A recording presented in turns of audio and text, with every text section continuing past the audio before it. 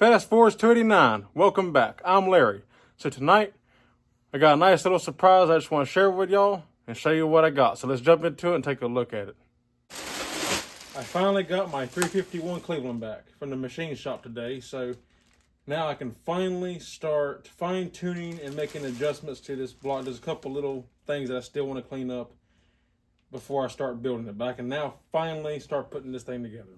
So I'm just going to give you a quick little walk around of the machine work. I mean, nothing crazy. This is pretty much just a simple, basic stock machine block. So they did have to bore at 30 over. I was hoping to use the original 4-inch bore because it's a low mileage motor and it looked good, but he said it had a little bit of rust pitting in one of the cylinders, I believe. I think it was this one over here. You might can still see just the remnants of it. Like maybe that right there. Maybe that's what he was talking about, but you can't feel it, so that took care of that. But he said there's a little bit of pitting in one and a little bit of scarring in one of them. So went ahead and bored them 30 over, not a big deal. I'm comfortable with going 30 over on a Cleveland. The Clevelands you can't go too thin because of the thin cylinder walls, unfortunately.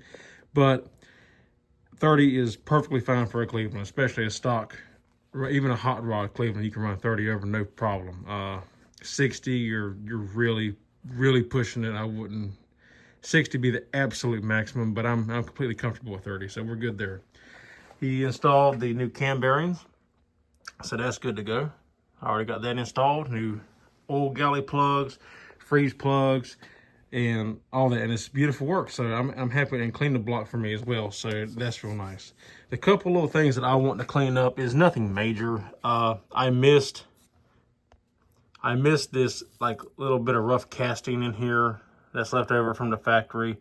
It's not important really, but I just want to clean it up just to give me peace of mind. And I may come in here with my Dremel and kind of clean this out a little bit so it's a little bit more of it's a straight shot anyway, but just kind of open up a little bit more and make it look a little bit neater. So that's, let me flip it over and we'll look at the underside. Okay, so here's a look at the underside. He line boarded and checked it and everything. So all this is nice and true now, so that's good to go. And of course, all the surfaces are flat and machined like they're supposed to be. Nice, bright, new brass freeze plugs. So that's good. I always go with brass because they don't rust. They last virtually forever. And it's a good looking block. I can't wait to start getting this thing built now.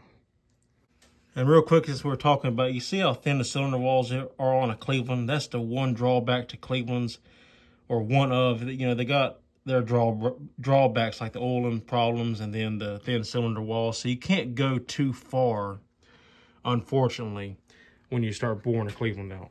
They got the machine shop ordered the gasket kit for me and the bearings. So we got sealed power, rod and main bearings. Now I'm not going to pull out my crankshaft because it's wrapped up in plastic. I just don't want to unwrap it. And my heads, they're wrapped up in plastic. I don't want to unwrap them until I'm ready to use them. But I use sealed power pistons as well, flat top pistons, and I'll show you that. The crankshaft had to be turned 10 on the mains and then stock rods. Let's see.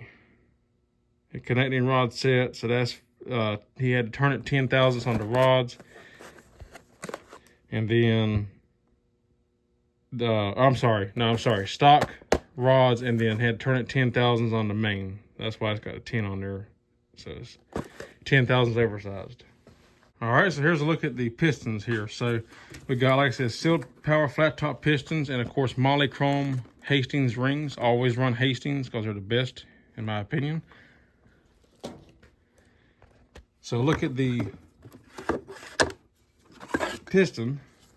So this is the sealed power hypereutectic pistons.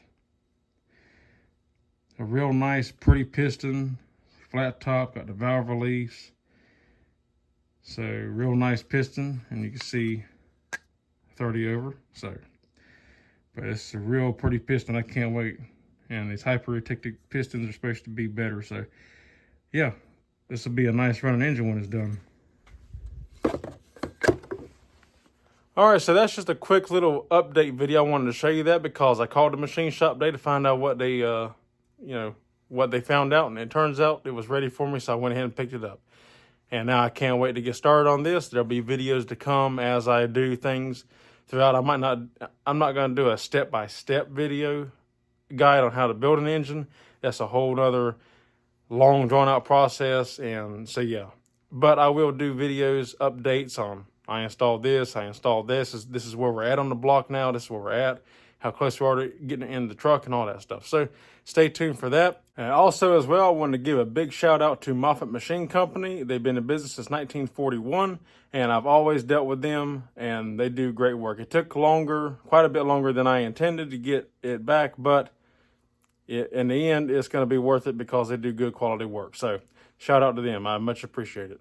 So that's all there is for this video. If you like the video, give me a thumbs up. I'd appreciate it. If you're not subscribed, consider subscribing. If you have any questions, comments, or concerns, leave them in the drop box down below. And that's all there is for this one. So I'll see you on the next one. Till next time, take care.